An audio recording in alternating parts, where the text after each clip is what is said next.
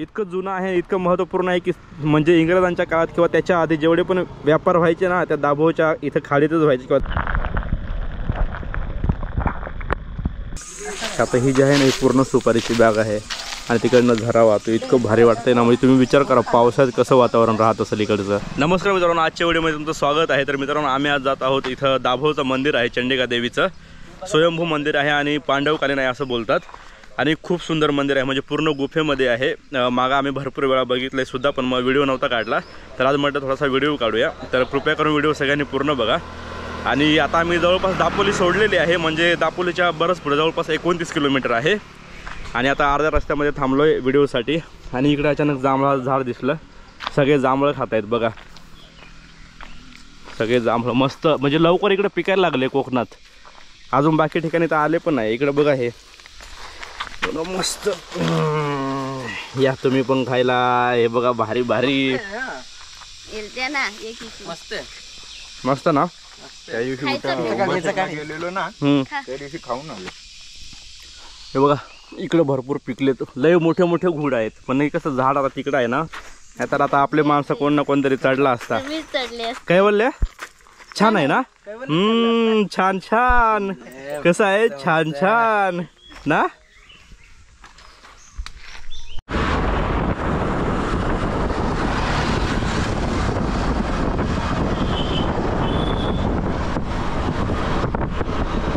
तर मित्रांनो आता इथून आता जवळपास दाभोळ 10 किलोमीटर बाकी राहिलं, म्हणजे आपण जवळपास 20 किलोमीटर प्रवासा पूर्ण केलेला आहे. आता आम्ही इथं का बरं थांबलो तर हे बघा नुसतं सोपारीच्या बागाने इतके भारी वाटतंय ना. हे बघा पूर्ण साईडने सोपारीच्या बागा आहेत.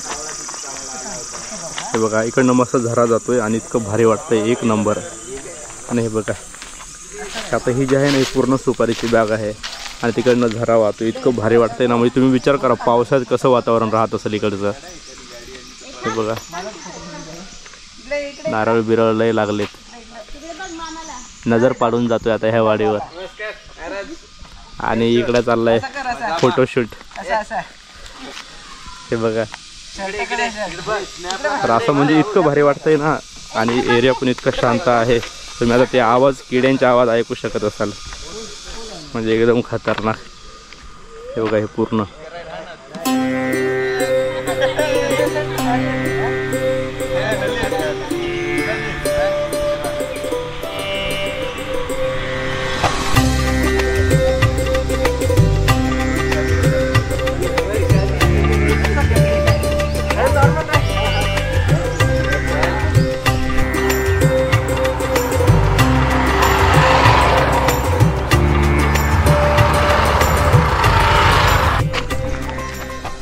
तर मित्रांनो आपण फायनली पोहोचलो ज्या ठिकाणी मंदिर आहे त्या ठिकाणी.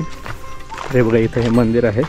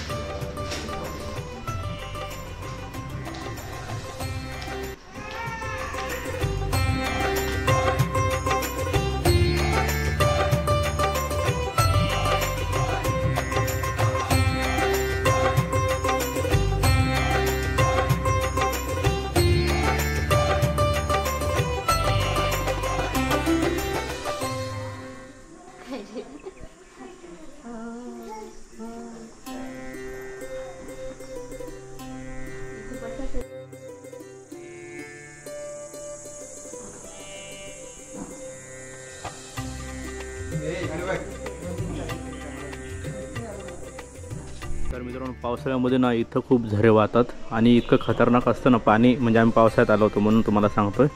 आणि इतकं भारी वाटतं ना, वातावरण एकच नंबर असतं. इथं तुम्ही आता हे मासे बघताय, खूप मासे आहे त्याच्यामध्ये. हे बघा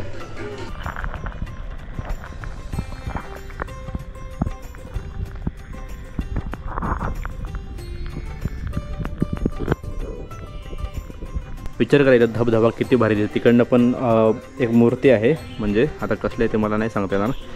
तिथं पण एक मूर्ती आहे आणि इकडनं हे बघा इथून धबधबा पूर्ण पडतो आणि पूर्ण असं जात असेल आणि पूर्ण जेवढं आहे ना म्हणजे सगळं कातळच आहे. कातळ म्हणजे आपला बॉक्साईड, सगळं बॉक्साईड आहे हे बघा. आणि मित्रांनो इथं मंदिर आहे आणि मंदिराच्या जरा इथं पुढं आले की बघा मस्त बाग आहे आणि इकडे पण तुम्हाला मूर्त्या वगैरे बघायला मिळतील. मूर्त्या म्हणजे पिंड आहेत त्या इकडं आहेत आणि इकडं शौचालयसुद्धा आहेत आणि तिकडं पिंडसुद्धा आहेत. ते बघा तिकडं पिंड वगैरे आहेत आणि कोणाची तरी बाग आहे इथं म्हणजे आंब्याची, पोपळीची, नारळीची बाग आहे, काजूचे पण आहेत. तर अशा प्रकारे आहे.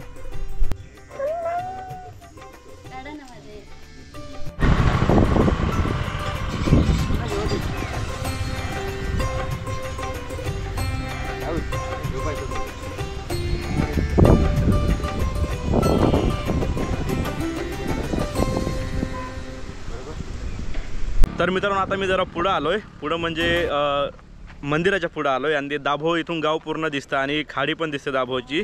आता इथलं वैशिष्ट्य असं होतं मित्रांनो की इथं ना दाभोळचं हे बंदर होतं. हे बंदर इतकं जुनं आहे, इतकं महत्त्वपूर्ण आहे की म्हणजे इंग्रजांच्या काळात किंवा त्याच्या आधी जेवढे पण व्यापार व्हायचे ना त्या दाभोळच्या इथं खाडीतच व्हायचे किंवा दाभोळ बंदरावरच व्हायचे. तर हे याचं वैशिष्ट्य आहे. तुम्ही इतिहासामध्ये बघितलं असेल किंवा वाचलंसुद्धा असेल.